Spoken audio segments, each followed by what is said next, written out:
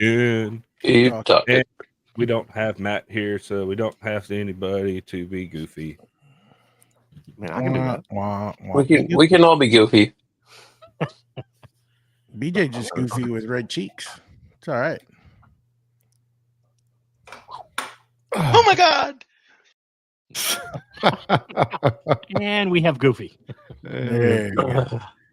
He's got to show his face around here. He'll be in the chat. I bet he'll be in the chat.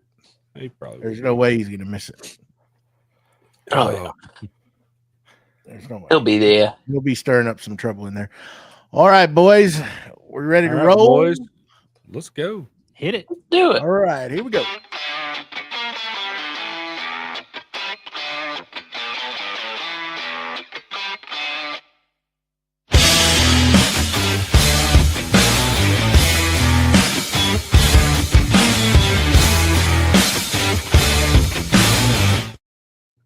Welcome to Creative Makers Podcast, episode 115. I'm Joey with Steel Blade Woodworks, and today I'm joined by my co-host, BJ with Byroms Custom Woodworks, the most famous mustachio of all, the Wooden Mustache. Usually goes last, but we had to bring him in. We're missing the goofy, Mr. Matt Wackerle. He's not here with us today, but we got Mr. Steve I filling in for him.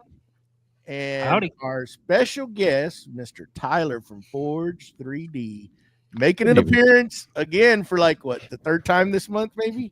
Something like that. Something like that. We lost count. We like you. It don't I matter. think he's buying for my fill-in job over here. There you go. No one can replace you, Steve. No, I know. Not at all. Not at all. Not at all. Not at all. But anyhow, how's everybody doing? Good. Doing good? Doing well. We're all on the Watching some verge storms of roll in. a nice little trip. Can't wait. I'm ready to roll. Yeah. Y'all are. 4 days. I'm not sure I'm ready to roll again. You just got back. I just Yeah, got done that's rolling. Are you driving again? Oh yeah, I got to bring. Did you just leave everything in the truck? I didn't leave everything. I left the backdrop in the truck because I was like, I don't really want to get this out right now. And then God. the longer it's gone, I was like, I guess I'm just taking it to Cincy with me. Man, I'm gonna be like the Beverly Hillbillies leaving Texas, man. I'm gonna be loaded down. I got all sorts of stuff in there. We're gonna be busting that Truck's gonna be seams. squatting. You're gonna be like Santa. Yeah. It's gonna be a big old tool trade off over there in the parking lot. This is for you. This is for you. Yeah. It I gotta see. fell off a truck. It fell off. Hopefully it won't fall off. Yeah. That's true. I hope not. Hopefully it won't. So you're taking all the stuff to Mustache, and is he bringing stuff to you? No, he's Sean is getting his lathe. And Yeah, I actually gotta check. I gotta check with Sean when he's gonna be there, because we might not be able to swap stuff out of your truck until I can get the lathe out of there, or I could just bring the lathe into the hotel room or something. Well, we'll figure something out. the concierge is gonna love that. Are you turning in this room? No. Just tell him it's part of the con. yeah. They said it was. If it's a pet friendly hotel, it identifies as my service animal. That's Oh, right. but we were It's my gonna emotional support lathe. in our little discussion last night after our show, we were like, we got to figure out how to lift these crates a little bit. So I'm gonna take a what you call it, Grabo, and I was gonna see if you could take one because I think you're the only one that has one, Me? Tyler. Yes, I have 4. I know you got. I told you 4, he had 4 of them. but we're gonna try to lift that crate just enough to get PVC pipe underneath them. Yeah. So that we can roll. Hopefully, I don't know if they're strong enough because it's a pretty heavy crate, but I mean, 300 pounds. They each hold 300 pounds. So if we have 5 of them, and somebody else has another Grabo now, which hasn't been announced that? yet. Who's that? Some Yahoo registered to win the giveaway, and he won. Mr. Lincoln Bio himself won his prize this week. So I think it was we can use rigged. his. Wait. I was It's supposed to be rigged the other way. What the heck, man? I'm sorry. Hey, you got an Argus. Oh yeah. 'Cause I was going to I'll bring trade it with me, and hand it to Mustachio and make Mustachio take it back because Steve didn't think it fit on this carry-on. Yeah. Yeah. Well, he's already going to take Well, a he's already laser taken back. the laser. So Yeah, so Yeah. I'm bringing a laser for Steve. So he's just gonna There we we're go. gonna load Mustache down. He's gonna be delivery guy on the way back home. I'll get you a That's tracking. I'll get you a fine. tracking number and everything, Steve. We'll just put a Awesome. tracking number there. awesome. 1, 2, Hopefully 3, it's- 4, 5. Yeah. It's the same thing. It's on my luggage. Yeah, So hopefully it'll be better delivery service than like UPS and FedEx and DHL. I should It put probably- a lift gate. I should put a lift gate on the back of my truck and the laser have the laser like precariously tip off. Yeah. The problem is you got to Yeah. worry about it just getting there on time. 'Cause, you know, Yeah, it- we it'll don't be want it. delivered safely. Yeah. 3 Yeah, months we don't down want the it road. to be delivered like Kamani's. No. That's a little lighter than what he got. So, Oh. Not much. oh yeah. that's gonna be a good reel tool swap at the con, and then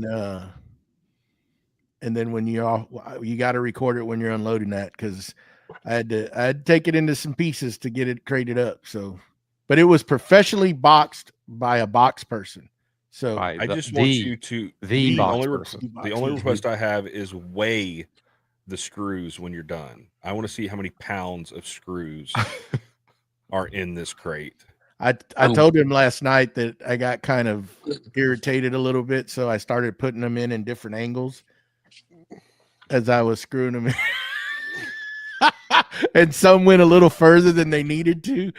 So This He's this gonna crate be cost Joey $300 in GRK In screws. hardware alone. hey, there was some good 3/4 inch ply used in that. A lot of different pieces, and some good laserable birch plywood. I was like, I ain't using that. Just throw it on there.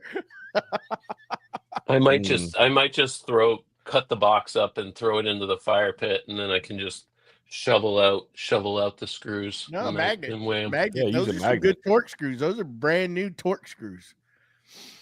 Not when I get done with them. They'll be heat treated. Yeah. Yeah, there you go. There you Hardened. go. Why are they snapping? Ah. Uh, Touched them up with some epoxy before he put them in. I wish the light bulb would have went off and I would have used a variance of different screw heads like Phillips, torque, and regular. a couple flatheads. Yeah, flatheads. Flatheads, and Then maybe you some gotta throw some of the square. security screws in there Security with a little pin in the torques, center. Yeah. Yeah. Security And torques then are throw- good. Yeah. Throw some lag bolts in there with it. Oh, that'd have been great. I could still do some crazy stuff. Just as it's Bolts going and on some the truck. nylock washers. Did you use some boss dog on it to make sure it's really held together well? May have not. We talked about doing a flood coat on it last night, so that way the grabos would really grab when we lift, Oh, There there we you go. go. and then he can't get to the screw heads because they're all filled with epoxy. Oh, throw a Break little out. Bondo in those screw holes. Oh my god! Wood putty everything and paint it so you can't tell. Right, fragile on the side. Yeah. I thought Major about award. putting something else on the side, but I said, Major no, better award. not. Yeah. From France. Oh, the fun we could have had. The fun we Oh. could have had at Mustache's expense. But This is going to be a fun time next week. Oh boy. Yeah. oh my god. I'm bummed. It's I'm only gonna half miss as far. It's only half as far for me. So it. So only 7 hours versus 14. yeah, 7.5. I think. How was that drive? Never ending. It was funny. I texted him when I got to Austin. I was like, "Hey, I made it to Austin," and I don't get a reply. I don't get nothing. I get a map update, and I'm like, and I'm driving through downtown Austin traffic. So I'm like, what the heck? What is that? And so I pull over and I click on it, and I'm like, oh dear Lord, 4 hours behind. He's back up where I started at that point. So I'm like, and so I try to call him, and I text him, "Hey, I tried to call you," and he calls me, and it's like, "So, what you're telling me is I need to find something to do for the next 4 hours." And It he's was like, three. it was about 3.5, three Yeah, and three three and and some change. Yeah. So yeah, I just drove around Austin for a little bit. And what's funny is every place I went to kill some time, I couldn't get into because there's a military base down there that has a artillery museum.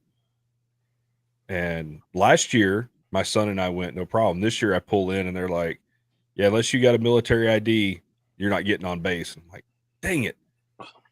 So I went and hung out at Wackerle for about an hour. I didn't pull a Joey though. I didn't spend any money. No, that's hard. not fun. That's hard to do. Actually, it was funny. While I was there, I helped them pack up for Texas Woodworking Festival. You helped them pack stuff Joey bought. Yeah. No, Well, go the ahead. drive was long. The traffic gods conspired against me on Thursday when I rolled out. I rolled out later than I anticipated, like 3 hours later than I anticipated. Shocking. Shocking. Yes, I was. Yeah. My departure time was 11, and I was still making sawdust at 11 to finish up a few things to get ready. And so I went to made it all the way to Jackson, Mississippi on Thursday night, and then got up and was still a minute away on Friday morning. It wouldn't have mattered much. I mean, I got there an hour and a half later than I should have because our load-in time wasn't until 3, and I didn't even know that until I looked at the schedule on the way in. So in case anybody doesn't know, why don't you tell everybody where you were driving from and where you were going? Yes. So last weekend was Texas Woodworking Festival in Austin, Texas at the Palmer Event Center. And so I rolled out of Atlanta on Thursday at about 2:00 and headed westward. I got a message from Wackerle say, "Are we going to have lunch?" I'm like, "Yeah, no, I've not left yet." And he goes, "What about dinner?" And I'm like, "No, I've got to keep going." And so I carried a package from Atlanta all the way past Wackerle, all the way to Austin with me. So Yeah. So yeah, it was a great time. I had the pleasure to have BJ as an assistant. As he wandered the show floor, he'd come in and spell me for here and there and bring me food that I didn't eat for like 2 hours because I kept talking. But anybody hasn't been to Texas Woodworking Festival, it's an amazing event. I think it was a little smaller this year than they anticipated. How many Well, people? Bigger. They said almost the same amount of people. They said it was one less booth than last year. It just I think the way that they felt spoke smaller. about the way they spoke about it last year, there was a lot of additional. It felt more rushed, I think, is the way that people described it from last year. The traffic control was better this year. Yeah, people descended on booths more in a glut all at once, as opposed to kind of well distributed around the entire event. I think even Austin, I mentioned that they had changed the layout to make it flow a little bit nicer and get people in there. So they had, of course, the educational tracks that they had, and then they also had general admission. And so Sunday seemed like it was more the educational folks that were coming through versus Saturday seemed more like general admission folks coming through. But it was a great time. They put on a great show. The after show was sponsored, or the after party was sponsored by J Cats. And that was a good time at the brewery. It was really nice. Right next to Drew Witt and Carbon Method on the other side of us, right across from J Cats, from Cats Moses. So we had really good traffic, and I guess we finished getting ready about 9:17 on I think that Saturday was about morning. right. Yeah. It opened at 9. We'd been there since 7 trying to finish up, and I don't think I stopped talking until about 3 p.m. Yeah, you were pretty busy every time I went through there. You don't even remember shaking my hand. I don't remember much about Saturday. It was all a blur. All a blur. Yeah. Well, we're gonna roll back into this in a minute. Let's get into that that beautiful segment that we like to call What's Glue with You, brought to us by the wonderful Boss Dog Glue Company. And a real quick aside on that. So remember, Boss Dog is still running a sale on their Big Boss box. $125 value. You can get it for $93. You get a 16-ounce bottle of every one of their glues, and then a bottle of every one of their super glues, which is awesome. Used a lot of it this weekend. And, you can pick up the triple pack, everything else, several things on sale. The coolest thing that they're doing now is they are doing a subscription service. So you can get that glue on order so you never run out. So yeah, go check them out. And we'll make the official live announcement tonight. We now have a discount code for all of our subscribers. So if you use code CMP10, all capital, it's going to get you 10% off of your order. There's also going to be a link down in the bio that you can click, do the same thing. Now, we get nothing from that. It is just, helping you out to get you a little discount on your order. So take advantage of that, get your 10% off, and show some love to the old Boss Dog. And let's get into this. Now, we've got two guests on here. So who wants Not to go really. first? Not really. Not really? Which one? Tyler Steve? goes first. Okay. So since Steve is, I guess, not a guest anymore. No. Yeah, he's an official fill-in. He's Official So sorry, Steve, you don't get to go first. I'm sorry. That's okay.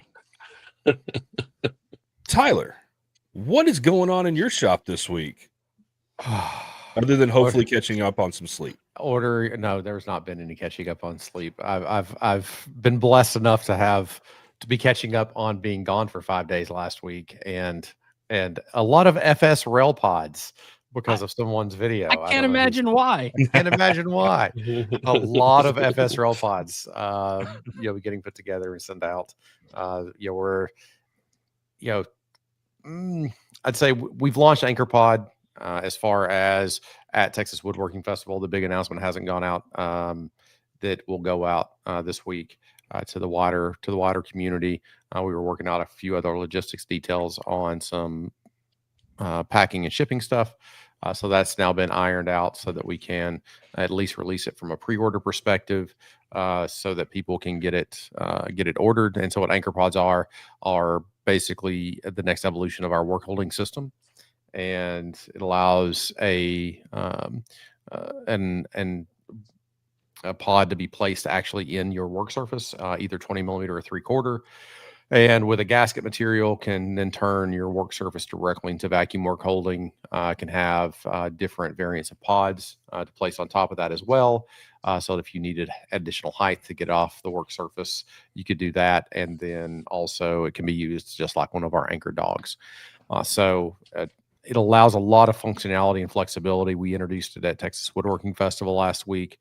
We've got some exciting bundles coming out with it. We've got a new tool, our Argus tool, which apparently has caused some pain for BJ after he stole it from the booth. I don't know I did not. You gave it to me. How he absconded with it.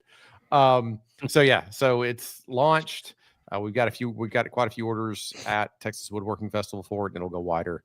It'll go wider this week now that we've got some of the other logistic details hammered out, so that we can try to start fulfillment just as fast as possible. We're probably still about 2 weeks out from fulfillment starting. Nice. And aside from that, I installed some fans today for the wife because today was, if you don't know and you haven't done it yet, today was National Wife Appreciation Day, just for all you guys out there. Isn't that every day? Yes, but apparently there has to be a special official day also. And today was that day. I was told first thing this morning that was what it was. That was going to happen, right? No Yes. ifs, ands, or buts. Yes. Those fans are going in. Yes. And so I was told that there are some honeydews that I haven't honey done, and that if I valued my life, that that some things would get done. See, then I don't feel so bad letting getting up, feeding the dogs, letting her sleep till about 9:30. That There you go. You got some appreciation. There we go. Well, all right. Well, Mr. Steve, Yes. what do you got going on in the shop? What do I have going on? Well, this week I've been busy cutting out some drawer boxes on the CNC that I was supposed to do like 3 weeks ago. I finally got around to it. After I'm relatively new to the CNC, so I've still got some learning curves. I spent about an hour the other day trying to figure out why it kept air carving, only to realize that I had set the Vectric program to measure off of the work surface instead of the actual piece that I was trying to cut. So, yeah, that I set the datum to the spoil board instead of the actual workpiece. So that was fun. No, you set it to the work piece, not the spoil board. Whatever. It was the wrong Yeah. spot. Yeah, I done screwed up. So I'm sure it won't be the last time I do this either. on your drawer boxes. Are you doing just the exteriors? You're doing Exteriors and the dados for the drawer bottom. okay. Yeah. So it took a little bit longer than I had hoped to cut out all the sides and then the fronts and the backs, because I'm actually using an 1/8 inch bit because I'm putting 6 mil ply as the bottom of the drawer. So it just takes a little bit longer. But everything went well with that. Just took longer than I expected. I still got a couple drawers left I have to cut out. Once I get the majority of them in, I've got a taller drawer that I have to actually figure out the exact measurement for, and then just spin those up. But hopefully this week, well, actually, this is a short week. Next week, we'll get to that. But other than that, yesterday and all day today, and then tomorrow and Tuesday evening, I am taking another class, and this time I am building an electric guitar, that's cool. T-style Nice. guitar. So this will be my first electric that I build after Nice. building that acoustic back in April, and a number of years ago, another acoustic. So that's what's going on in my shop this week. Is electric easier because you don't have all the wrapping and the bending? It's more solid. It is. So it's basically a solid body. So basically you're pattern routing and you're routing some pockets. And the neck is still as involved because you still have to, cut out the neck, shape it, put the fingerboard on, fret it. All the fretting is exactly the same. So it just takes some time to set them all, crown them, dress them, polish them, and this one we're using rasps again to shape the neck, the back of the neck. So it's just time consuming, but yeah, Cool. it's much easier, much more approachable than the acoustic, but just as fun. And a shorter drive. Way Yeah. shorter. Way shorter. Yeah, it's about 35, 40 minutes instead of like 14 hours out to Indy. One way. Dang. One way. Yes. Yes. Yeah. Nice. Very cool. Well, let's move on over to Mr. Joey. What are you working on, brother?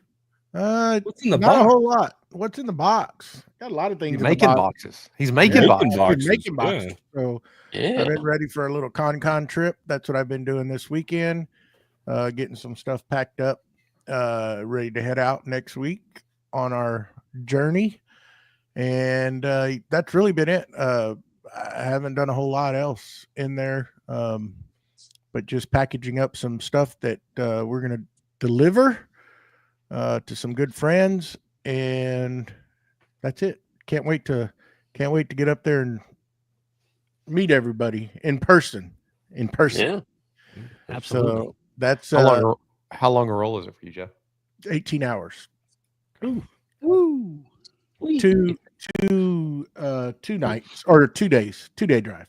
I'm going to try to make it all the way. I'm going to try to make it all the way to Nashville, Tennessee, first night, which is about 14-hour drive, I guess. 13 and 14. Yeah, I was going to say 13 and 14. We'll see if I can make it. We're going to leave out here early. The route I'm going to take, it's a lot of just 2-lane divided interstate. It's not, I'm not going to go through Dallas just because there's a lot bigger. 35 is pretty bad. 35 is you run into a lot of problems. So I figured I'd go up through Houston.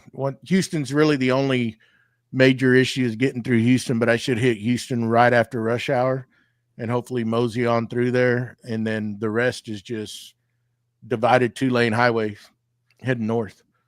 So or are you going up through like Shreveport, that up through that way, or you coming across? I'm gonna go straight up North Houston, going through like Lufkin, all the way up to Texarkana, and then at Texarkana, I'll go right and go into Arkansas, and then Tennessee.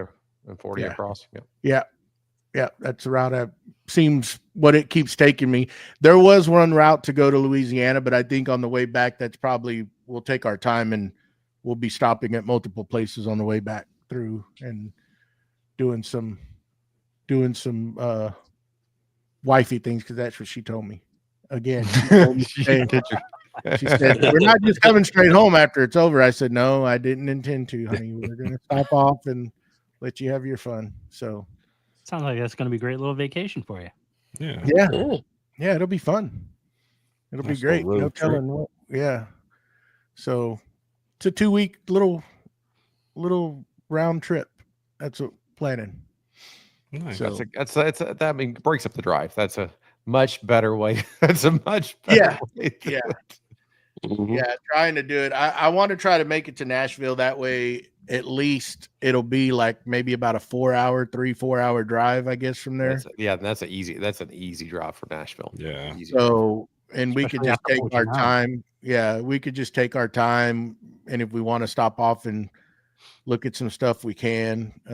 Really, I think Wackerle gets in that evening too. So try to hit the motel or the hotel at the same place at the same time or whatever, can't check in till 5. So. Oh, 5? 5's check-in time? I believe that's what I seen on the reservations. Oh, that's late. That's late. I think I got to look. Don't quote me on that. It could be 3. Most of those places, if the room's ready, they'll let you. Usually, I don't know how that one does, but usually around here, if it's ready, they'll let you go ahead and go in. So, yeah, can't wait. It's gonna be fun. Yeah, I'm excited. Get to see a lot of trees. Get to see some cool stuff. Trees. What are those? Yeah. Matt Green said, things. those ain't big trees. I said, Matt, maybe not to you, but to me, those are big trees. Those are big trees. From where I'm coming from, anything over 8 foot, 10 foot is big to me. We don't get a whole lot of big trees down here, but 4 p.m. That's the official check-in time based on the email that I have from Aloft. okay. That's pretty late. Yeah, that's pretty late. Pretty late. Yep. So anyhow, that's all I got. Got going on. What about you, Mr. Mustachio? What you got going on? Let's see. I'm approaching panic mode on getting the CNC table built.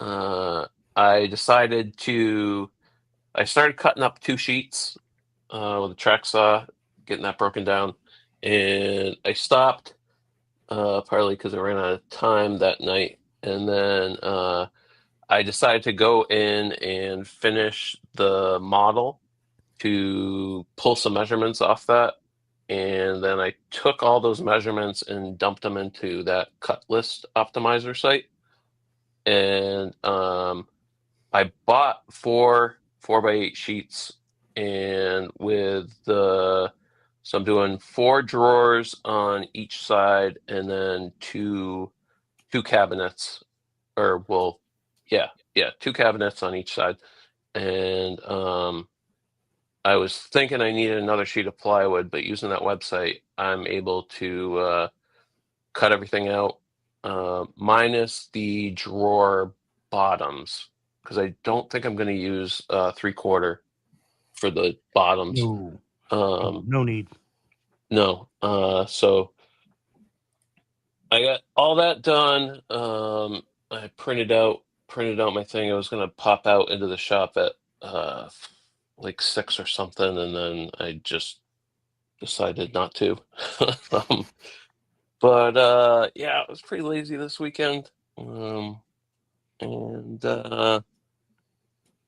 yeah, I'm gonna come back here from ConCon with some stuff, and if I'm not in a better spot, we're gonna have some issues moving stuff around. So yeah. And Yeah. I might open that box in the driveway, Joey. Who knows? Hey, once you get it all taken out, it's going to be a lot easier. Once you get it on the rolling stands and stuff, it won't take up Yeah. as much. You trying to move those crates in that shop? No. Ain't going to happen. I can tell you Well, that. I haven't figured out how I'm getting those even out of my truck yet. So Well, if I could suggest, would be open them in your truck and take all the smaller pieces out to lighten the load, and then you can start. The heaviest part is, don't try to truck with the pallets on the pallet. Don't try what? Open them in your truck. Oh, okay. Just undo the top parts, and then maybe the sides, and you can start pulling the pieces out, like the drum sander. You can pull it out and then get all the stand parts. There's a Ziploc bag with all the screws, and you can put the stand together, you put the drum sander together and move it out of the way. And then that crate has the base for the joiner. And then you're going to have to assemble some stuff on that base, because that'd take some of the wheels off and stuff to fit them in there. Is that not a big deal. on?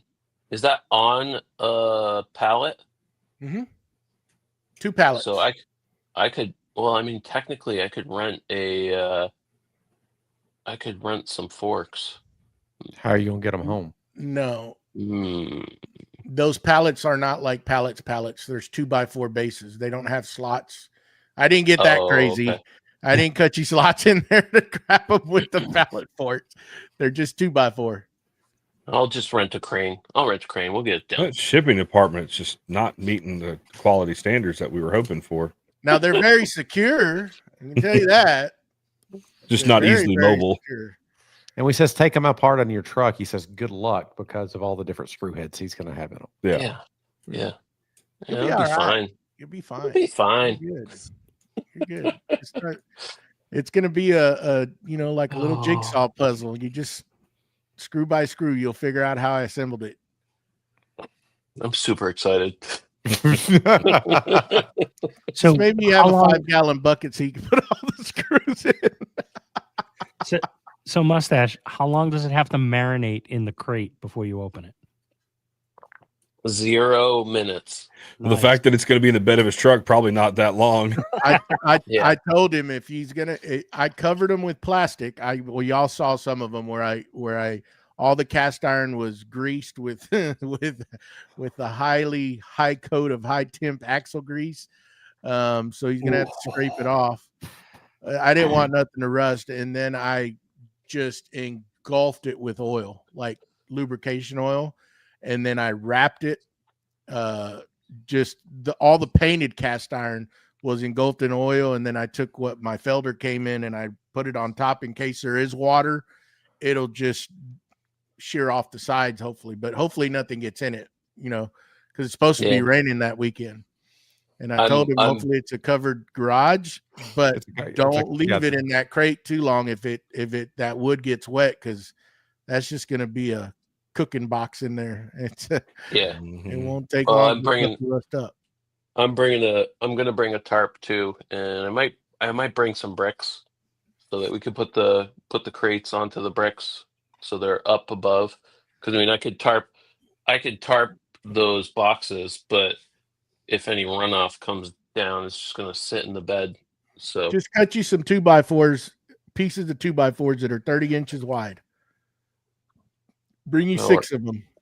that'll work. 6 of them, I and got that way you those. can just elevate it. Yep. One, it'll be easier for you if you do find some way to get something underneath it to offload it that way. True. Yeah. You can put a strap underneath it. Anyhow, We'll it'll be figure all it right. out. You'll be all right. You'll Yeah. be all right. I got Yeah. all the faith in you to get it in the shop. Putting a lot of eggs in that basket. Cool. Yeah, that's it for me. What you got, BJ? What's blue with you? Well, not a whole lot. I mean, this week was recovery week from last weekend. And the jobby job had it took up a lot of time this week. But today I got out there and I built 2 different storage solutions or display solutions for my Temple Tool saws that I got at the Woodworking Festival. Nice. And so, yeah, because I'm working on a video just to kind of show, simple, mid-level, and then kind of fancy style. So I did, just a piece of walnut with some slots cut in it, so the saws just drop in and hold, and they're all side by side. And then my fancy version, I actually found a file online, and it's a 3D printed file that the saw hooks into. And so it takes them and holds them with the face of the blade showing. And so they're all displayed with the Temple logo out. And I laser engraved the board is walnut. And then I found some cherry in the shop, and I engraved the name of each specific saw into the cherry. So above each saw, there's a label to show what the saw is. Now, he has 4 different types of one saw.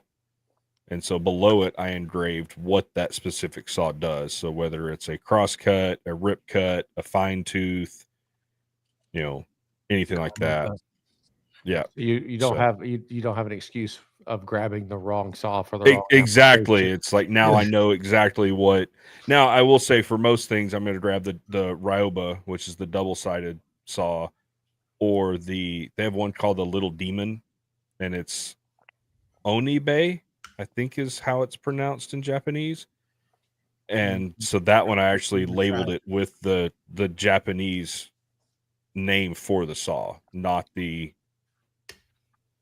On their dual face one, is it like hardwood, softwood, or is it cross cut?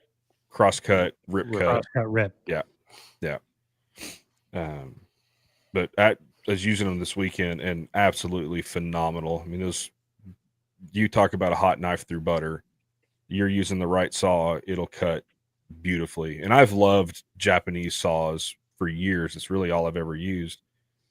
And just the time and effort that he took into designing these saws, they're that much better than the other brands that are out there.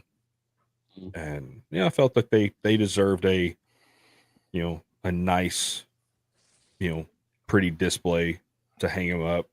And the nice part is the more basic display will still hold my older, cheaper Japanese saws that, if I need to cut something that might be harder on the saw, could be detrimental to the blade, and grab one of the cheap ones. Save the Temple tool saws for the nice stuff. Mm-hmm. They were 2 booths away, and I never made it down there to see. He came down to your booth. You had gone somewhere. I think you went to go pull your truck around into the loading bay, and he came down. He said the same thing. He's been here all weekend, never got to come down here. And it's like, I guess I'll come down here now that everything's packed up. Like, hold on, I'll unpack a few things to show you. But yeah, Chris is a good guy. But Yes, yeah, he is. that's all I did this weekend. Yeah. So, well, let's get into this. Oh, I forgot to mention, when we were talking about the Boss Dog glue, we are still running the CMP, Creative Makers Build Off in cooperation with or collaboration with Boss Dog Glue.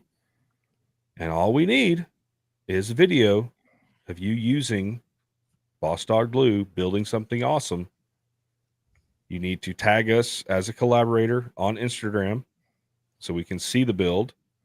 You need to get all the entries in by October 31st. And we are, as far as I know, we don't have any entries. I'm hoping that just means we got 2 entries.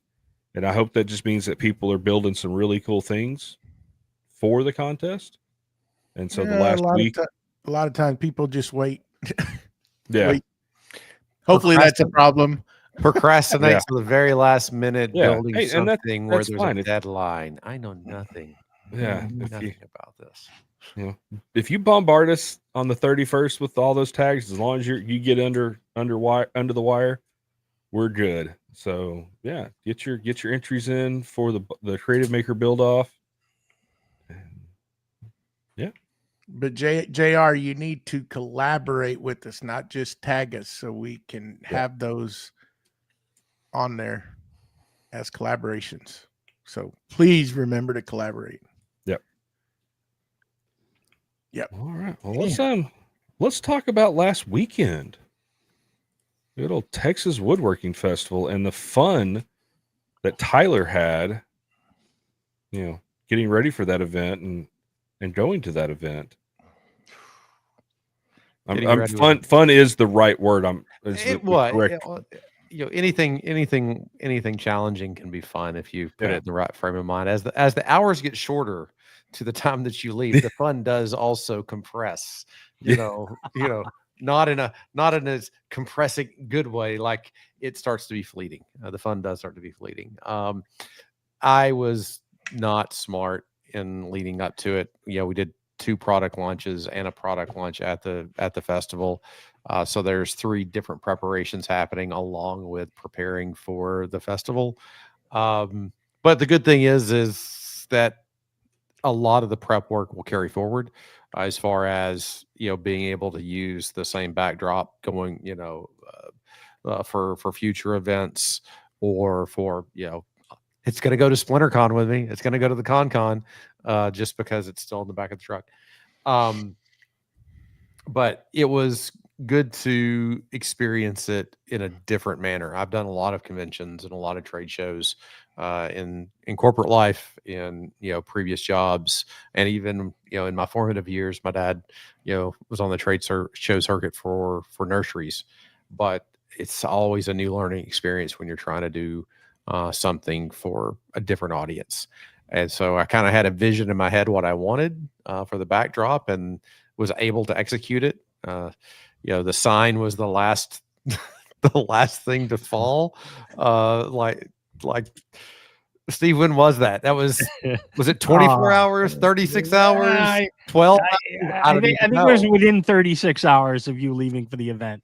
I was struggling with the sign. I'd bought some banners, some flags to put up on the backdrop, and I hung it up there, and it just didn't look right. It just frantically get a text. I don't like it. I don't like it. I'm like, what's wrong with it? It looks great.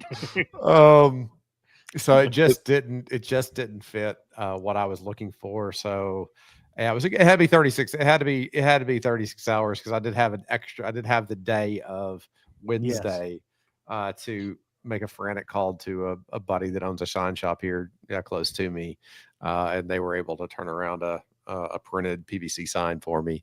And then I made a frantic phone call to Jess at Script and Grain, who I met at Workbench Con last year, who she does signs. And so I asked for input and I wanted some depth on the sign. And so she says, go just a little bit above the top of the backdrop with it, and you'll find some way to get it off the backdrop. And so put a 1/2-inch piece of ply behind it.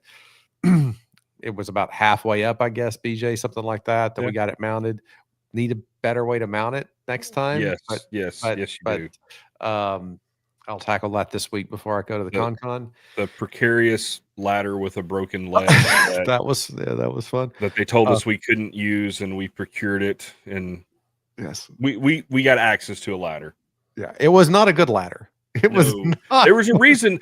I should have, when you look at it and go, why is this by the, sitting within 10 feet of the dumpster? Yeah, there's a clue. Yeah, hey, it worked.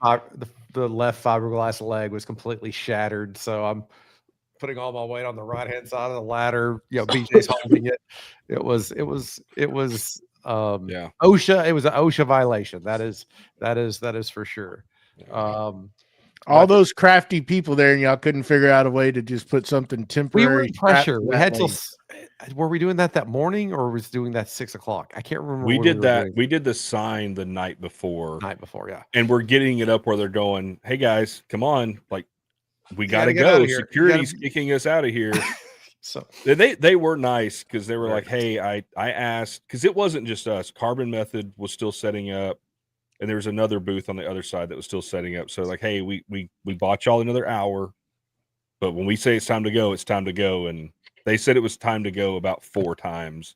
yeah, I tried to buy another hour too. Like literally tried to buy another hour with bribery.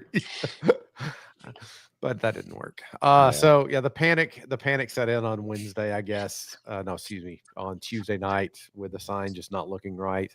But that worked out okay. Yeah, that's my sustainer tops that I was cutting. I can't really see it in the shot. Had a small issue with that. Had a small issue cutting the backdrop. I don't know what day I set a fire in my CNC. Pay attention to your tool paths, boys and girls. Yes, don't. Quick, didn't it? Yeah, dude, don't try to drill a 7 mil hole with a 6.35 mil bit with a helical ramp of 12 degrees. Bad things happen. I'm just saying. So 0 to fire in 3 seconds. You start a fire. 0 to fire. Yeah, literally. I see an ember in one of the holes, and I'm like, what the heck is that? And then I go and I slam off the vacuum table, and flames shoot up out of the holes. So yeah, so my shop smelled like a campfire. That was awesome. I don't recommend it.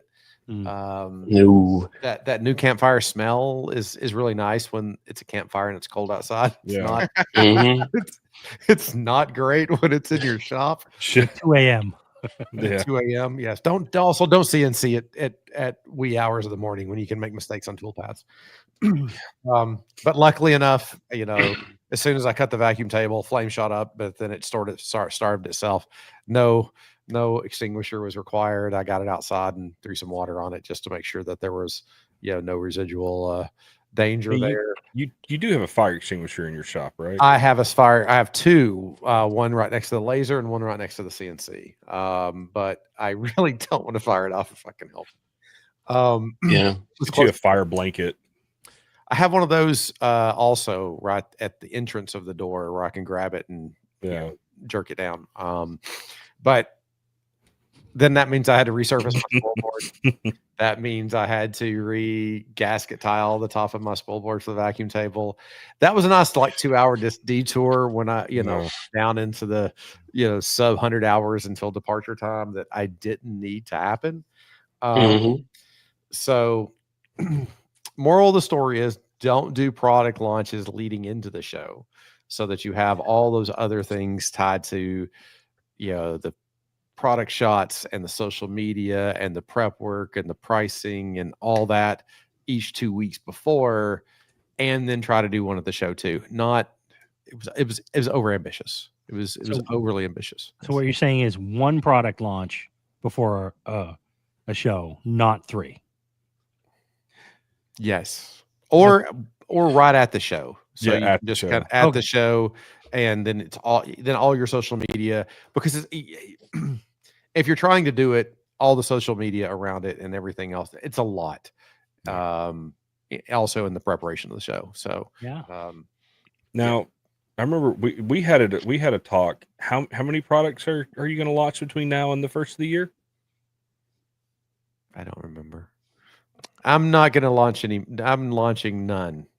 Now there's one. I may launch the Cis Surface. Maybe See, I not. knew that was going to happen. I may not. I'm not going to don't do it. know. I can't. I'm not going to launch anymore. Sure. I sit there and told you, yeah, you'll launch another one. I may launch that. No. Yeah. Mm-hmm. We're going to do bundles. We are going to launch some bundles. Oh, the because bundles would be cool. Yeah. We got to ask about yeah. that a lot. Oh yeah. At the show, a lot of bundle questions. And so I wasn't going to carry the S76s except for like the really premium version for the Anchor Pod bundles. But I think I'm going to do the bundles with S76s, and that's just going to be how they come. And then it puts everything in one box, and it's all together. Yeah. And those are the two bundles that we'll have for the normal Minimus and Maximus pods, Anchor dogs, and rail inserts will be in one S76.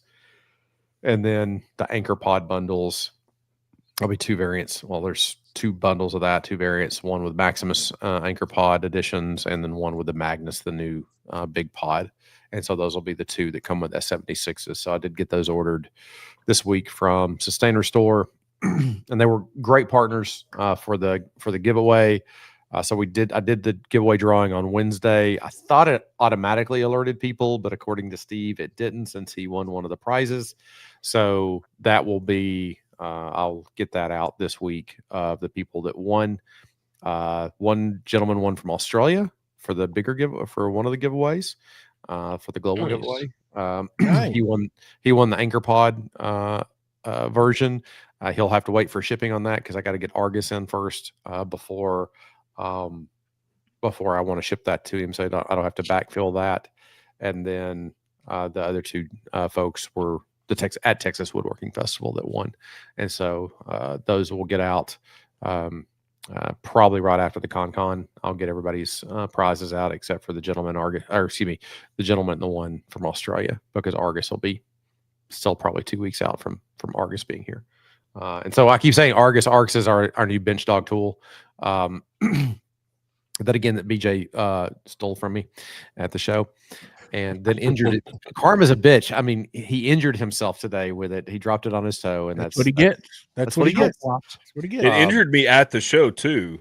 a different part of his anatomy as he was running. Friday, when we're setting everything up, I'm in gym shorts just because I was in the truck all day.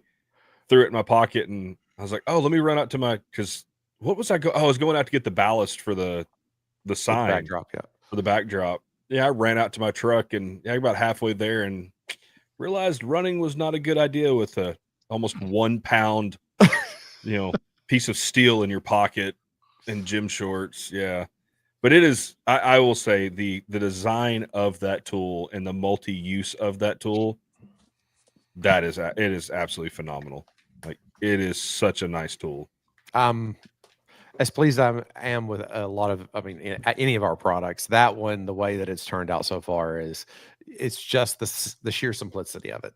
It's a 20 millimeter dog, bench dog, beautiful knurled upper. The guy that I get my CNC work done from did an absolutely phenomenal job. It's got a 1/4 inch drive bit, a slot in the bottom of it so that you can use it with what we'll deliver it with is a 4 millimeter bit to go with any of our anchor, any of our bench grip pods, any of our anchor dogs, any of our anchor pods, our rails system, everything uses a 4 millimeter bit. And so it really does tie into the rest of the system, drops right in a 20 millimeter dog hole, and it's always on your bench at the ready. And the other nice thing about it, it's magnetic, so that if you have magnetic bench hole plugs, you can very easily pick the plugs right out of the bench top. And so it makes it was a selfish creation, because I have my entire bench top is a MFT style 20 millimeter top, and I have magnetic magnetic stainless plug covers, and I'm always taking them in and out. And I love having it because it keeps the underside of my table just stupid clean compared Yeah. to when I didn't have them, and just all the stuff from the table would just fall on everything under the bench.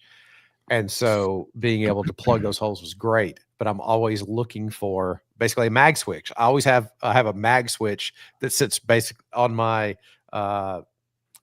sits on my jigsaw or my bandsaw, because I use it as a stop on my bandsaw as well. And so I always have to turn around and grab it, engage it, take the dog covers out, dump them.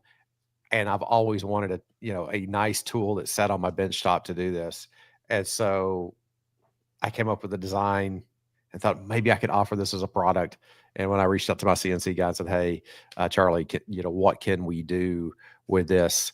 I sent him the design. He says he gave me a price for the prototyping, and he said he'd make me a few of them for prototyping. And I said, "That's a really, really expensive yes."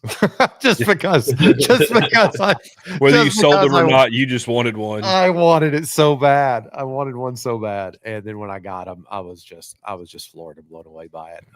So is Tyler doesn't do anything if there's nothing going to come about that. So you don't have to answer this question. Yeah. But is there possibility of magnetic bench top plugs? Yes. Yeah. So we will be launching those. I'm not sure how we're going to launch them yet. The big challenge there is the number I would have to order. That's the big thing. So I'm not sure if it'll be a pre-order kind of arrangement where we'll do a pre-order and then we order that quantity, or if I say I ordered 1,000.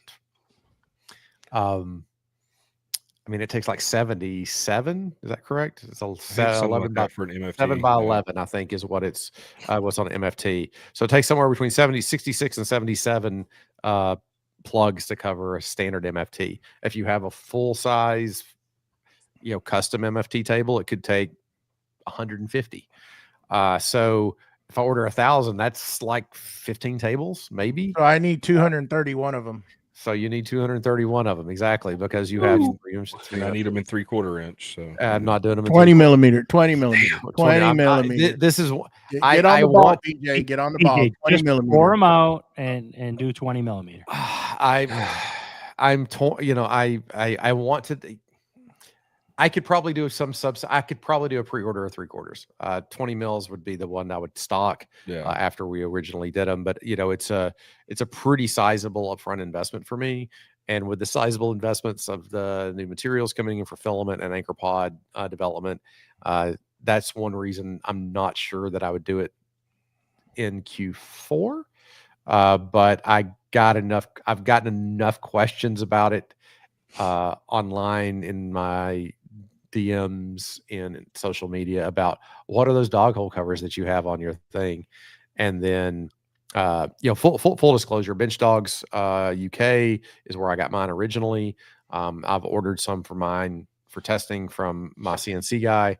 That's what we had at Texas Woodworking Festival. Just had a few of them fleeting in there, but I've reached out to Ralph, and Ralph and I are going to chit chat about it. Who's the proprietor of Bench Dogs? Because of tariffs and costs and shipping, I've had a lot of people ask about it, and I would never want to step on Ralph's toes, because he's been great as far as a good steward in the community.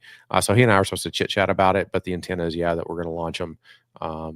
Not really launch them, but offer them for the US market only, and that way he can have the his normal built-in advantages and sales in the UK and in Europe versus having to worry about tariffs here and the cost to get them across. So I'll keep lighting the fire on you, because I'm going to get an Argus with my kit. So yeah, I'll be Tyler. Where are my MFT plugs, Tyler? so I need, yeah. they're gonna Charlie and I, he's like he said, he's gonna spool them up for me. But he's ready to go on it. He's like, yeah, did you like them? I said, I love them. I want them. I want to sell them. I want to have them. So it's something that we want to do for sure, because it's a nice to have on any bench. But the good thing is also, if you've, especially for like Argus, if you've just 3D printed yours and you've embedded a bolt or something, or excuse me, a nut in the backside of your bench dog, you can use the Argus for that. But It just doesn't look as good as those nice. Shiny... It doesn't look as good, and they have some other problems as far as fitment goes and some other things. I've tried to do that for mine, and it's but I love the Argus tool is just so simple. It's probably my favorite little just thing that I've done in a while, and I love our anchor pods. I mean, our anchor pods are, the design of them are dead simple. How they've turned out is amazing. It is patent pending now, so that's something that we're real proud of. Everything about it, the pod dock that we designed for the normal pods, but also the anchor pod fit out that we designed to hold the Maximus or the Magnus. And somebody asked me why I don't do foam and why we're doing like 3D printed inserts, is because I was like, the size of the how much we want to try to fit into a S76, for example, is there's no way you could do it with foam. There's really no way you could do it with a blown in style molding, because the features are so small and so detailed that you just couldn't do it a different way. And it just turned, the way that it turns out is just stupid nice. Looks so much nicer. It looks nice. It fits nice. You can fill it out really well. And then I had the struggle of where we're going to put the gaskets for anchor pod, and there's that's another proud little thing of just something simple. A flap that goes in the lid with a couple magnets to hold it up. You drop the gasket behind it, it snaps up, and it just looks nice. It functions amazingly. And just those little things make me happy of people noticing it when they start touching it and playing with it. So, if I can add, you're the one to blame for our recent organizational quest we've been on. Yep. I have so many different things now in the shop that have helped, and I'm waiting on some stuff to come from you. No pressure, just throwing that out there. Just to finish organizing some certain things. But it's really cool because I've seen some of the stuff. It's very nice the way you have done and fit all that stuff in such a compact little sustainer. And I like the fact that you can just grab it, take it to your workbench, and it's in a box. And you love boxes. And then I can put stuff right back in the box. That's right. So it's the best thing. The best thing. Well, so at the show you didn't have an MFT. What was the workbench that you were demoing? Dashboard. At the Dashboard. That's right. So if anybody doesn't know Dashboard, Rob, the guys at Dashboard PWS out in Colorado are fantastic. I mean, they're absolutely fantastic folks, and their products are. I think the reason that I liked Rob and Dashboard so much is it really does sing to me with my sensibilities as far as design and attention to detail and quality of machining and everything else. It is an absolutely outstanding product. I've had Rob's kit forever. Like, I don't know if I've told this on the podcast before, but I know I mentioned it last weekend. So they had one of the original rail hinges for using a track with a bench. And there was a big step above of what comes with the MFT by default. And so I sourced one, forever ago, and have had it on my bench ever since. And earlier this year or late last year, I ordered Gen 3 or Gen 4, whatever generation of hinge he's on right now, and it came in, and the machining work is even a step up from what he did originally. He simplified the design in a lot of ways. The fitment tolerances on the indexing portions of the hinge are even better, and so you really have none of the rock or the wiggle or some of the other things that you have in the stamped stock version of the MFT hinge. You know, although I didn't buy it directly from You got from them, estate I got it in an estate sale, right? And I have looked at it, and that thing is absolutely, it is dead on nice. I mean, the detail in it, the machining, I mean, it's a work of art, right? It is. Now, I have been looking at things, and I'm going to wait till I set my bench up. And one was the fence, right? Yep.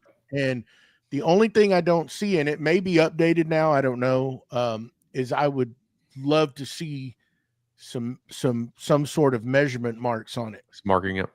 I'm not sure what he's doing on that. He and I'll probably talk. I probably won't talk. I may talk to him before I come to the con because we've got some other things to chit chat about. But I'll ask him about marking because I run the bench dogs fence on my bench at home in the shop because it has has all the markings across it, right? Which is good and bad. I mean, there's some good and bad to it, but I'll ask Rob what his because it's been so many times that I look at I go to TSO and I go to bench dog, and then I go back to Rob stuff, and I'm like, man, I'd like to keep it all one brand if possible. I know sometimes that's not possible, right? Yeah. But the only thing that stops me from buying it is markings. It is markings. Right. Yep. Some sort of, indication of where you're at, if you're going to be cutting, the stop block, you can set it and, that would be nice. And then I would just pull the trigger because I put it in the cart and then I just sit and like, man, but it doesn't have this on there. And I go back and forth from company to company. So that's been the only thing. Now that I have that other piece, it's like, I kind of just want to keep with one company, because everything interrelates. So the dashboard is amazing work surface. It's so much more stable than an MFT straight out of the box. Has carbon fiber stringers, for God's sakes. It is a stupid nice work surface. And the number of times I got asked, is this our product? I'm like, I would love to claim this, but I can't because this is Rob's stuff. And so we had flyers for his kit there. Of course, we had handouts for Sustainer Store there because we partnered with them on a ton of stuff. Just FYI, everybody that's ordering pod docks right now. So pod docks will come, with a basically 10% off code for being able to get your S76, from Sustainer Store in there. With all the pod docks that are going out right now, that's getting dropped in with every single one of them. So folks will have those when they get it if they don't already have an S76. But yeah, the dashboard, we got a lot of compliments on it and a lot of interest in it. So hopefully this show, even though Rob wasn't there in person, his product was there and his sensibilities were there in spirit to be able to show off and have folks be able to see the shortcut, because we had the smaller one. So he has two flavors. He's got the shortcut and the standard. The standard's big. Like the standard one is I think almost 8 feet long. I mean, it's a big work surface. Maybe it's a little bit under that. And then he has his wingman, the ones that come out so you can kind of step into your workspace, but work on work with an even wider piece of sheet good with still having good support. It's an amazing thing.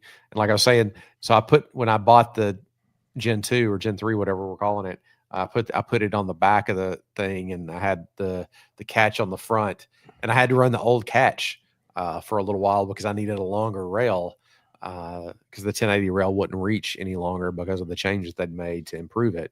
And so I'd purchased another FS 1400 and I'd cut it down. You just had to. So you had to go there. You had to go there. So when the anniversary rail came out, that was not an I improvement. had to get one to put on the bench. And then, of course, I had to cut that down to go on the bench, much to Joey's chagrin. Animal. You're an animal. I still can't believe you cut that rail. It just irks me. It's irksome. So, but no, I mean, everybody loved seeing the dashboard. the number of people that didn't know what a grabo was really surprising to me. I followed back up with Sustainer Store to kind of give them some feedback on what we learned at the show, what we saw at the show, and the number of people that really didn't know what sustainers were outside of I heard that a lot. Or I mean, most people would relate sustainers to Festool, of course, but even there were a lot of the GA folks. I made the joke to some folks that came through. I said, "So are we a hobbyist? Are we professional or DIYer? Have we moved past using construction lumber for furniture yet? Where are we at in our spectrum of woodworking?" Some people laughed at that. Some people kind of looked at me like, You mean you don't just go get 2x4s and put them together to make a table? We got a lumber dealer down the road. It's got an orange sign. What is all this stuff? What is it? Country rustic? Country rustic. You know what? You're just slowly you're integrating and just getting all these people to go down this rabbit hole that you got us to go down. So first one's free, next one will cost you. Yeah. Exactly. You don't want to be around us because we're gonna make you spin. Yeah. So I was talking to Chris at Sustainer Store afterwards, and I said it was both exciting and terrifying the number of people that hadn't seen Grabo or hadn't seen Sustainers or hadn't seen Dashboard or hadn't seen, because the amount of people that didn't know is just, it's scary to think how many people don't know about everything that's out there. Yeah. But that means the addressable market is so much bigger than you even think about. Yeah. And so it kind of cuts both ways. But how do you reach that part of the market that hasn't ever heard of some of these things? And you bring up a good point, because there's a lot of people not on social media that you don't think about. That you think obviously we think like, you haven't heard of this, but there's a lot of people that do not get on that stuff. Yeah. And a lot of them just mainly focus on YouTube, and they don't do the TikTok, they don't do the Instagram or maybe Facebook, but I think you got to be on all those platforms to try to reach everybody possible. And you're still going to have some that don't. Yeah, so it's a really it was really illuminating, and so the reason I was mentioning Chris at Sustainer Store or Sustainer USA, they had just been to NECA, so the National Electricians Conference, and so they had the entire bot van there and all the sustainers there, and he said the percentage of people that hadn't heard of bot or sustainers at a giant electrical conference was the same thing, and it gave him both pause, is concerned, but also this great, hope of there's a giant market out there for, for folks that are making product that can, really hone in. And even if you're, in a more niche space, there's a giant market out there, that, you can really start, bringing into your web, there you go, to get them engaged. So it was really, that was, to me, to get outside the bubble. I think one of the best things about Texas Woodworking Festival is because, you did get outside the bubble. You did talk to people that you normally wouldn't talk to. You did get feedback from others that you wouldn't necessarily typically get in the circles that we can kind of weave in and out of. But at the same time, there was KJ was there, and Kamani was there, and Alm was there, and there was a bunch of cats there that were just great to catch up with and talk to, that you hadn't talked to since either Workbench Con or that you just catch up with online. Matt with MWA was there. I got to meet Winston Moy for the first time. I think he was at Workbench Con a couple of years ago, but wasn't there the last 2 years when I was there. And if anybody doesn't know Winston Moy, he does CNC related videos, and now he works for Carbide 3D, because he took his journey as a maker, just doing Carbide 3D videos and rebuilding Chapocos, and took that into a career, with Carbide 3D. He doesn't post as much as he used to, but go look at his back catalog if you haven't. And he was very gracious to come by the booth and gave me a time to do my full spiel, and gave some great feedback. And I love Winston's delivery, and he's just the same. He is this same guy. Yeah, With you you- hear him with you. talking. It's like when I was over at the Carbide booth and I heard him talking, Yeah. and I'm like, "Oh, do y'all have a Winston Moy video on?" And And it's like, and I look over, I'm like, "Oh, he's here. He sounds the same in person." And So- we all know why Tyler likes him is because he takes Organizational freak. he takes new pristine tools and he cuts holes in them and cuts them apart. You know, because that was one of my favorite videos of his when he cut speed holes in a Shapeoko. And it's like He said it was Oh. and what did he say? You ask him, why would you do that? That was you literally like, why Yeah. would you do that? it makes it faster, and I'm Makes like, it faster. touche. Yeah. Like, So- yeah. But But you that- know, that he was was- probably sitting there going, if this goes wrong, there's no going back. Once I press start, there is no going back on this.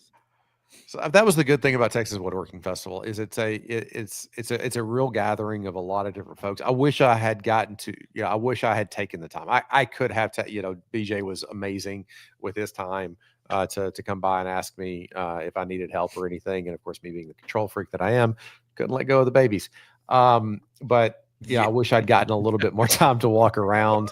But that's on me more than anything else.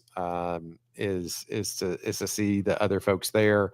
We did get to see Hannah and the folks at Surf Prep. They're amazing. The Carbon Method dudes right next to us were great to talk to. Is it Hayden? What's Drew Witt's Dan's guy? the owner, and I can't remember his name. I've got their Yeah. cards, but they were amazing. They were introducing some new products, and man, the amount of kit they brought to give away or to hand out or to sell was stupid, and they were not real. They were a little like, I don't know why we brought all this because they had a lot to take home. We had Drew Witt, Worx right next to us, showing off their router stuff. Like I said, JCat's right across. I can't remember his name. I met him at Workbench Con. He has the table leg motor adapters. Super nice guy. Give me a second. Philip Miller was Miller Made Workshop was right across the way from us. I talked to him. I talked to him at Workbench Con this year or last year. I think it was last year. And he's doing some, really trying to, start up his thing in the business, which is always, supporting other, makers and small business owners is always amazing to try to do. Didn't get to spend very much time with the Shaper guys. I wanted to wrangle Sean and some of those guys, but they had Bench Pilot there going, and they were covered up they the did entire a time. lot of live demos too. Yeah, they did. So it was a really good show. I'm going again next year. Was this the first yes. time you'd been? It's the first time I'd been, and the first time, of course, that been an exhibitor there. Jason Bent and Ronnie and Sedge were gonna go this year and have a booth, I think. But with the Con next week, it was going to be really tight turnaround. Had a conflict. Yeah, but it's going to be really. Did you go the weightlifting thing or the bodybuilding thing? No, I think he had another show that he was doing. Okay, or something. But it's definitely something that if you want to go to a woodworking show and see a lot of the people that you use their kit of, or you want, they had some great educational tracks as well. From what I saw, they had a content creator track that started on Friday. That was really Hibbs was there with Bourbon Moth. I didn't get to chat with him but for a second. Saturday night we did. Yeah, we talked to him at the Saturday night there wasn't any business talk. It was all just hang out, hanging out and chit chat. Everybody's brain was fried Saturday night. Yeah. But yeah, it was a good time. I'd encourage anybody that wants to make a trip around being a maker, being a woodworker. It's definitely worth to go down there. The price of admission isn't too bad to go to a show for the educational track or the GA. What were some of the educational tracks that they had? Oh, They did. There was a I'm looking. lady there that builds chairs. She did a thing on. I want to say it was either chair building or general furniture building. Okay, here You we had go. Steve's creator. gonna sign up Yeah, right now. yes, My he is. my top 5 hand planes. That's Yep. the Yeah, you know that there we go. So Who Steve's taught on. that? Was Frank Straza the instructor for that? Gary Rogowski. I think he was with Frank. He was with Lee Nielsen. Well, next to. yeah. Fundamentals of furniture design, sculptural approach to woodworking, designing and building furniture to make a living, design and weave a rush seat, limited production of handmade furniture, self promotion with integrity. So if you're a business owner, how do you promote and stay up above board with it? Andy Rawls did a joinery, how to choose track. He's a local guy, isn't he? Isn't he down there? yeah. He's from Bernie. Yeah, Okay. he's a couple hours away. Yeah, about an hour away. hour and a half. Cut better dovetails, setting up a shop. Gary did that one. Utilizing shaper jigs, cooperating, coopering and geometric curves of furniture, advanced CNC techniques, half line dovetails, and then, like I said, they had a content creator. Everything I wish I knew about content creation.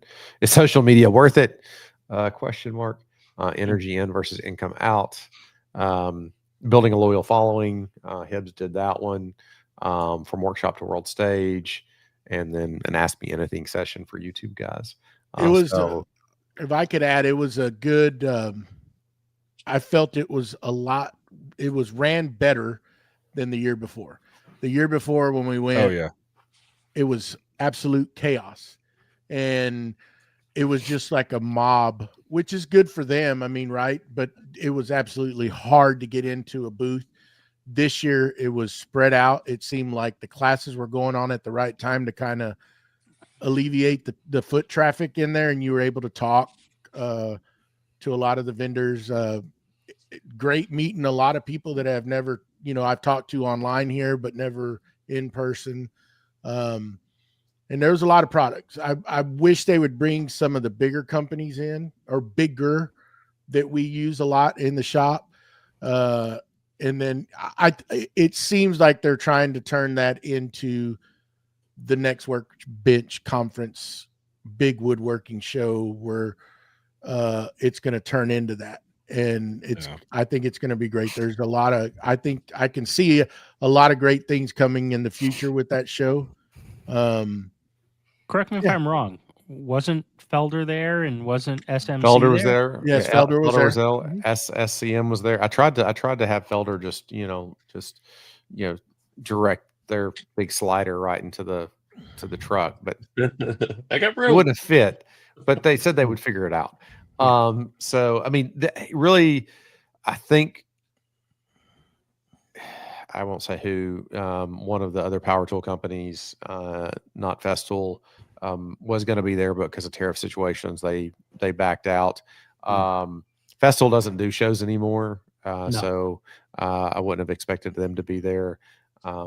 Anyway, but it's usually that company there out of Austin, the actual dealer for them out of Austin. Yeah, but he's taken a job with somebody else now, so I don't know that he's still doing as the Festool dealer there, because he was right there out of the furniture, out of the Austin School of Woodworking. Yeah, he had a shop there, but I don't know if he's doing that anymore.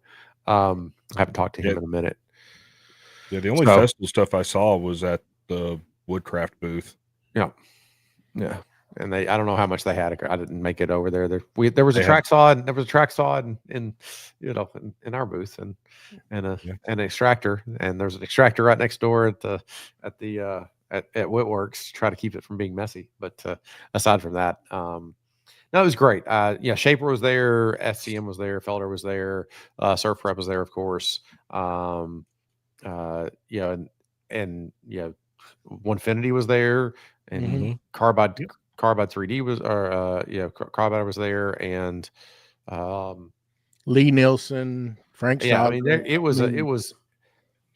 I like the way that they had it set up with a content creation track on Friday, because then you could get some of the Workbench folks there.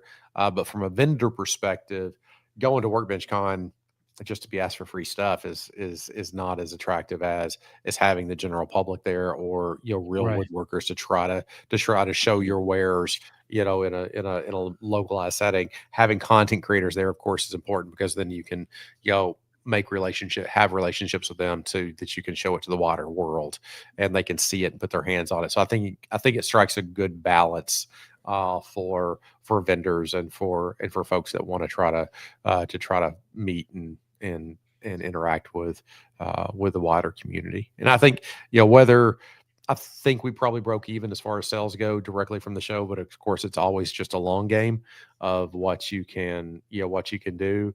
But the value of seeing people, continuing to network, to get feedback from the public, to get feedback from other vendors that you've seen at other things, or made a relationship at Workbench Con or whatever else. I think those things are all of value to us. And again, it was a hard road to get there, both from the travel to get there and the lead up to it.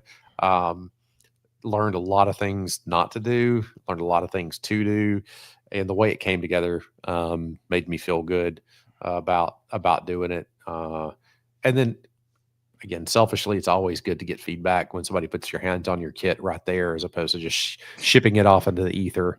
And you might get a review, but you don't know how they really feel about it. And Trenton, a customer that's bought quite a few things over the past few months, was there. I actually brought his box with me and gave it to him there at the show, and to get feedback and to be able to meet customers that are happy with the product is always, it makes the work at least feel worth it, because you get that feedback from the customers that are paying you money, their hard-earned money to get your product. And that's always nice to have.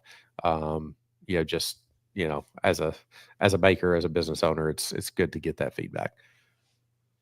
Yeah, it's good. It was a great time. But anyhow, and it was, well, and I was going to say, on that, it was nice that Austin, the people running the event, Saturday afternoon when we shut down, they were going booth to booth and asking, okay, what do you like? What can we do better? How do you feel it went? And, and Austin was talking to me because he's like, hey, you were walking around all day. What did you see different this year versus last year? And they're nice. It's awesome because they're taking that stuff into consideration. They're not just going, we want to do it this way. Who cares? We think it works. They're looking at it going, we know it's not perfect. We know it can be better. They were absolutely awesome. They were yeah. From an organization perspective, from an interaction perspective, from just giving you. I mean, being able to cut up and when I'm trying to bribe you to let it stay a little bit later, right? Going to get our badges because somebody forgot to register us. Probably yes. No names, me. But it was really great. I mean, they had a great staff. I don't know if they were volunteers. I don't know if they were paid. Whatever they were amazing.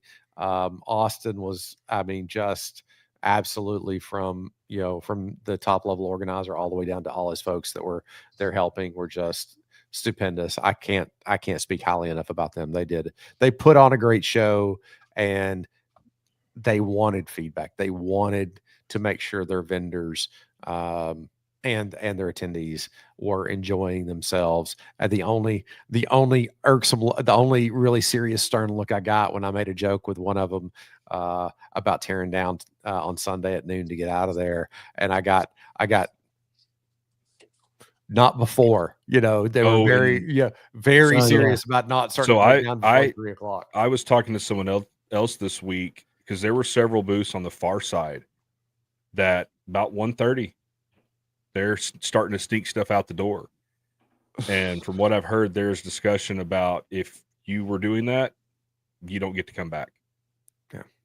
You know, because And it's disrespectful for those that are coming in. You Yeah. know, Yep. Yeah. Yeah. I understand. I mean, you know, I understand wanting to get out of there. I mean, you know, I would say I had one of the longer drives of any vendor that was there. Yeah, most everybody would have had it shipped in and probably flown in besides, me. I can understand wanting to get out of there. I really can. Always next year. No, I mean it's just too much to ship. I mean, the numbers that Carbon Method were throwing out as far as what they sit in to put into storage. I mean, it was a big number. Yeah. Wow. It's just not. You know, it would be hard to make it pencil. Well, and I know last year, 2 vendors, half of their stuff never showed up. And it's like, you know, and one of them, like their backdrop, their display stuff, it was missing. And it was fun because I walked past their booth 3 times and they actually sent me a message. They're like, "Hey, are you here?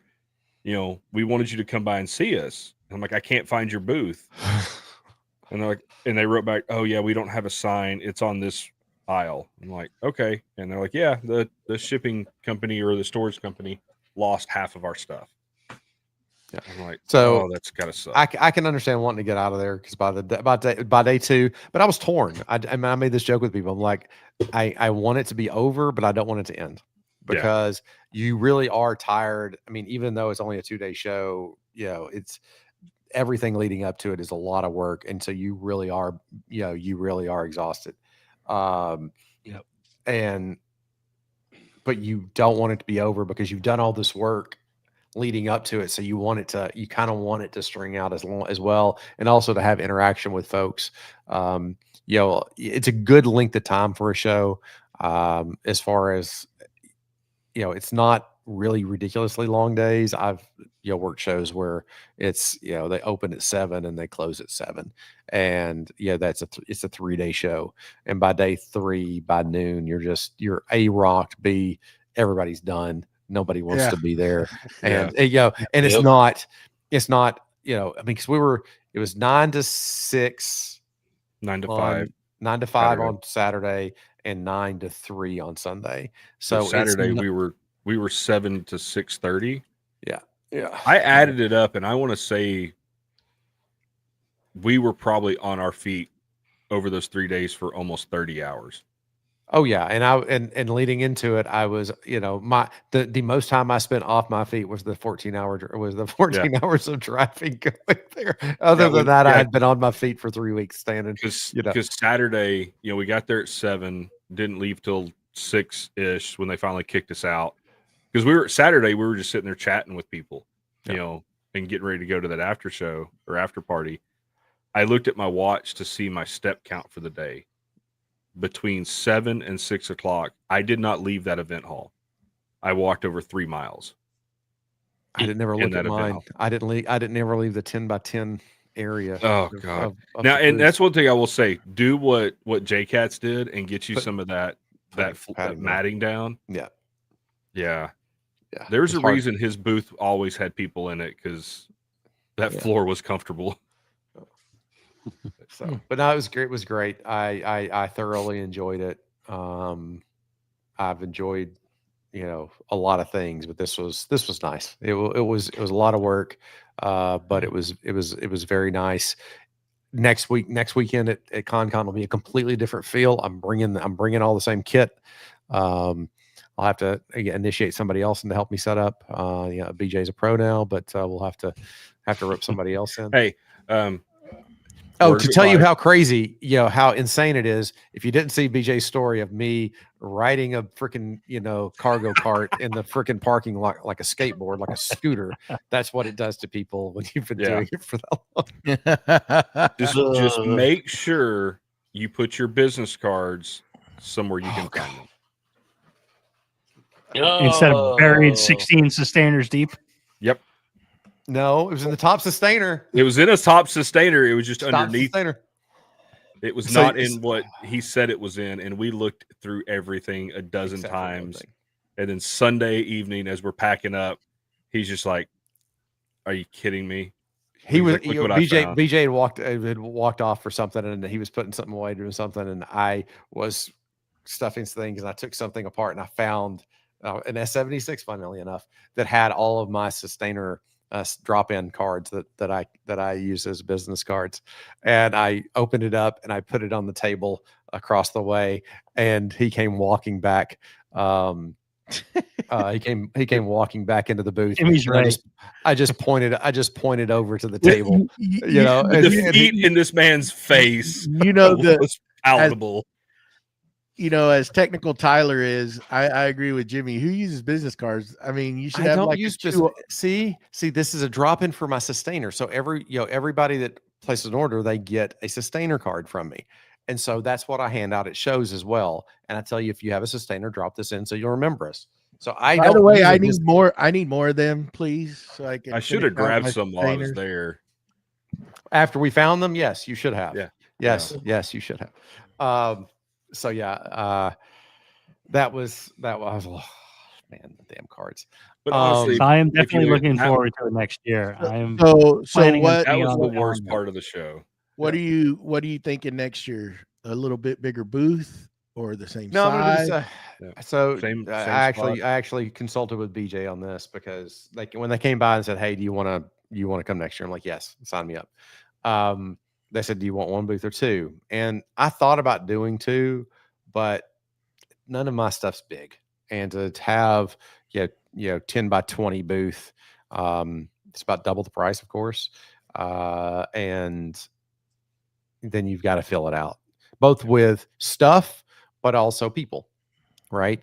To be able to answer questions or have feedback. And while BJ was an absolute saint with his time, then I'd have to rope in Joey and rope in Steve to come help work the booth some too as well. And I did like being able to get people in and talk to them more one-on-one or one-on-two arrangements. Having a bigger booth might be okay too, but next year I'll do one, and then for 2027, we'll see if going to two booths makes more sense. But it was a little tight at times because we had a pop-up sign, the backdrop, and a Sustainer stack with tracks on top of it on one side. If you didn't see the pictures on Instagram, I think they're probably still up there. And then two Sustainer stacks with tops at the front corners. And it felt good. You could still work with people. You could still talk to people. People could come in and couldn't really mill around in the booth, but could see working with the bench grip, with the vacuum pods on there. I think 2027 may make sense to do too. Our product lineup may be a little bit bigger, more I don't know, saying more diverse. We're pretty, we got 600 SKUs right now, so I'm saying we're pretty diverse right now with product. But definitely doing one next year. Did get asked to move down a space, and I said no. So we're in booth 66. I'm glad you did. I was going to be disappointed if you said yes. Yeah. So just out of curiosity, I'm assuming you had everything on display, but were you doing any demos or anything, or was it just display? No, we did demos on vacuum pods, did demos on the anchor pod. Talked about every single one of them, pulled out bins to talk about bins with people. That would probably be the only reason really to have two booths, is to be able to have, a little bit more spread out so you can get bins out. That was kind of the only thing that felt a little cramped. But bins aren't that exciting anyway. So if you're going to do a demo, most people are going to want to see, the vacuum pods and work. You do quickly find out the failings of an oiled vacuum pump. God, You do. Yeah, you do figure out that's probably not the thing to take to a show, because it does make a lot bit of a your mess. mark on the event center. I'll say that much. Yes. Yeah. So took the little one too. Joey took the little 50 liter per minute one that we got, the lab version, the oilless one. That one worked well, but I had the larger.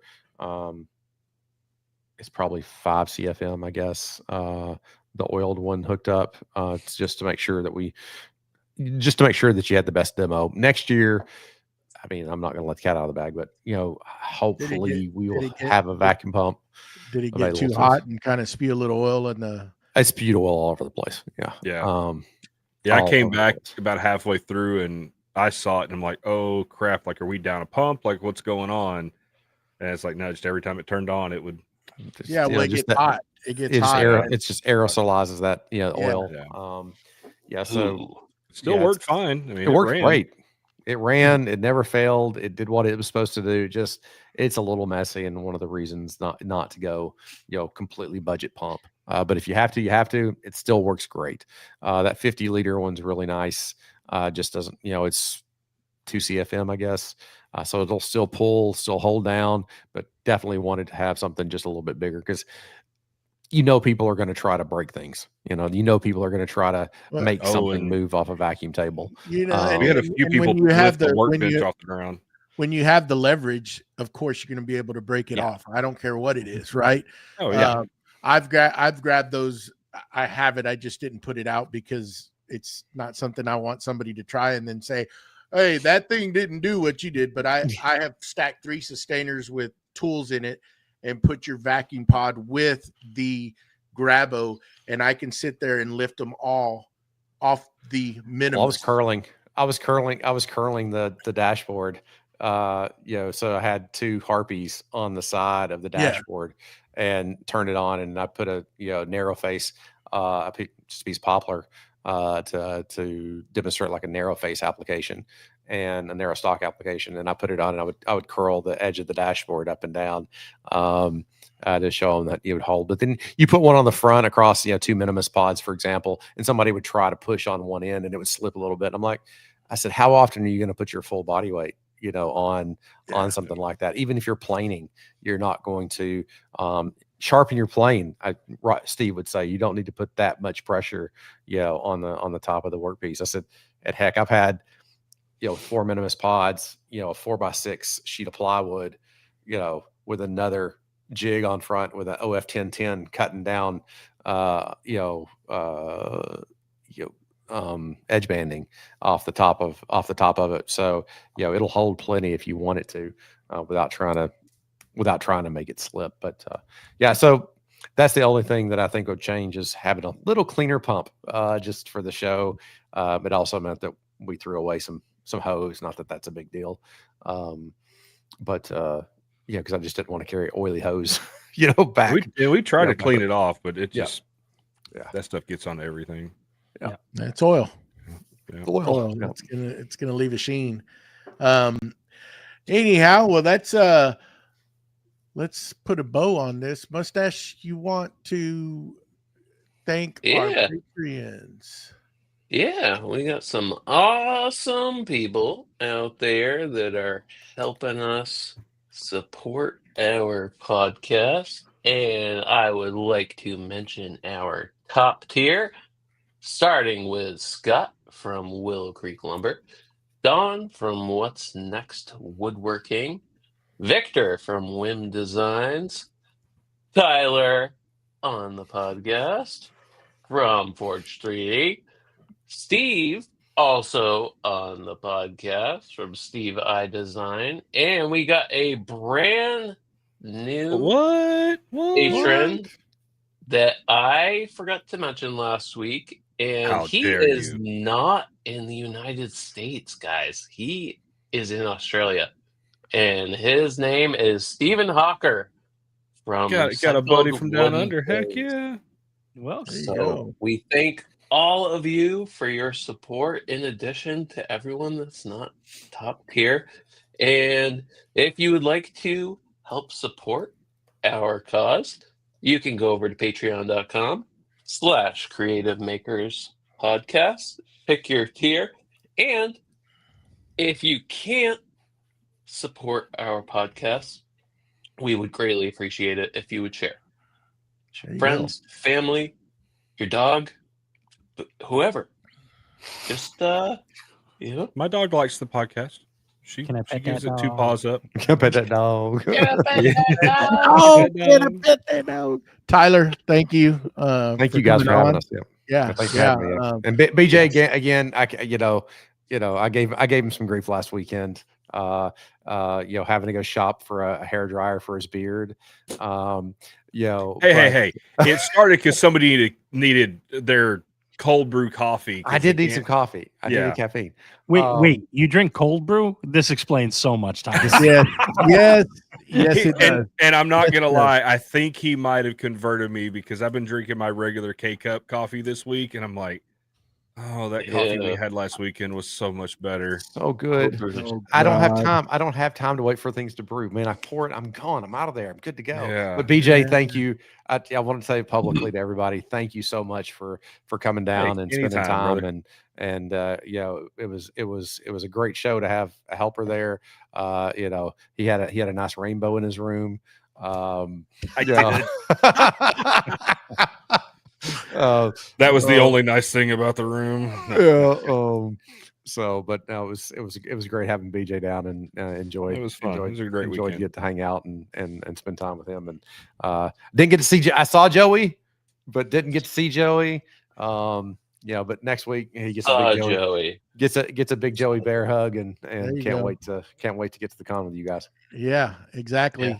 And thank you for your continued innovation and bringing these fine products and helping us spend our money. I love them. Continue doing that, please. Bravo. And again, thank you for coming on and hanging out for a little while with us. I know you probably need to go eat some food, maybe finally. Wackerle joins the chat. There you go. Right at the You're late. Yeah. But thanks. What's that? I was gonna say to throw it out there. We will not be doing a live next weekend, correct? No, but we will have a show. We will have a show going out that y'all can listen into that we pre-recorded. It'll still be going out, and that'll be on Sunday, same time, and it just will not be live. And it was a great conversation. I highly suggest y'all listen to it, or if not, just go download it. Go download. Make those download numbers go up. But we'd like to thank everybody that hung out with us tonight in the chat. Great questions. We'll see y'all week after next. We're going to be doing having a little fun and get to meet all these great folks up there. Some that I haven't met. It's going to be fun. Good time. Yeah. But please remember to head on over to iTunes and to Spotify. Leave us a review. Download. And if you would please leave us a comment, hit the like button. And remember, we have that great challenge going on with Boss Dog Wood Glue. And we hope to see all of y'all get involved with it. It'd be great. And any other parting comments that we need to go over, guys? All scroll questions, direct them to Joey. No. Just use them to hold your door open. That's all they're good Mustachio. All the complaints got to come Mustachio, right? Yeah. All IT questions go to Steve. Yeah. And I know he's got his finger on that mute button, so I'm just going to give him a little break. But as I would say, BJ's a great guy to answer a lot of questions. So it's getting thick in here. We do it. I have to break out the waiters. He keeps threatening me that he's going to bring a scroll saw person on here, and I said, man, that might be a good idea, but no, it would be a great time. Be a great time. I would be a absolute great host. Hey, y'all remember paybacks are beep beep beep beep beep. Bye bye.